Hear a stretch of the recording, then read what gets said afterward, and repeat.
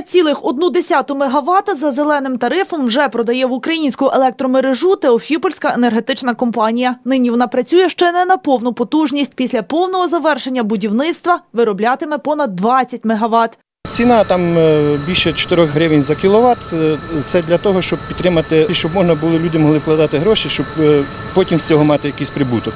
В середньому купаємо з такої станції десь в районі 5-7 років.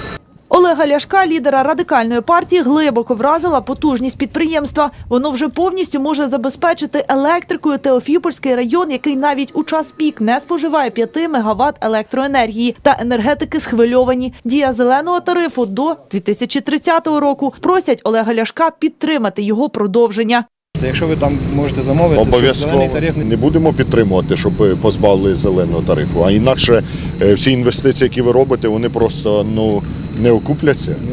І просто не буде інвестицій. Ніхто не захоче інвестувати, коли немає можливості заробити. А в планах підприємства – розвиток, добудова 3-ї черги заводу і закупівля стабілізаційної установки для біогазу. Вже зараз це підприємство на добу виготовляє 60 тисяч кубометрів блакитного палива. Його могли б продавати як дешеву альтернативу дорогому закордонному природному газу. Щоб продавати газ метан, його треба очистити до 98% вмісту метану в газі. Тоді його можна продавати. Європа таким чином працює.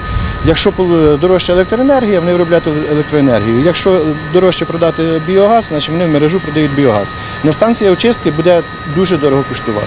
Якщо потреба буде, її закуплять. І навіть тоді собівартість такого газу трошки більше, як 1000 гривень за 1000 кубів. Ми вимагаємо від влади знизити ціни на газ. Я знижу ціни на газ для промисловості. В Америці ціна на газ $100 за 1000 кубів. Ми побачили, в нас є можливість видобувати власний газ 1000 гривень за 1000 кубів. І чим дешевший газ, тим більше людям можна буде заплатити зарплати. Установка непроста, складається із багатьох частин. Вона може виробляти і електрику, і природний газ, і усе із жому, силосу чи гною. А щоб усе йшло за планом, слідкує Руслан Бондарук. Чоловік працює оператором спостережної станції. Каже, за час роботи значних збоїв не було. Небезпека мінімальна. Слідкуємо тут за всім процесом, який відбувається у нас на черзі. Це ферментатори, ми бачимо об'єм, тут бачимо процент газу. Це працює екогенератор. Із тепла від генератора опалюють наближену до заводу територію Теофіполя. Так биває ще одного зайця. А нині 1 мільйон людей по всій країні взагалі залишилося без тепла в оселях. І цю проблему, каже лідер Радикальної партії, можна вирішити. Влада замість того, щоб заморожувати тарифи, заморожує людей.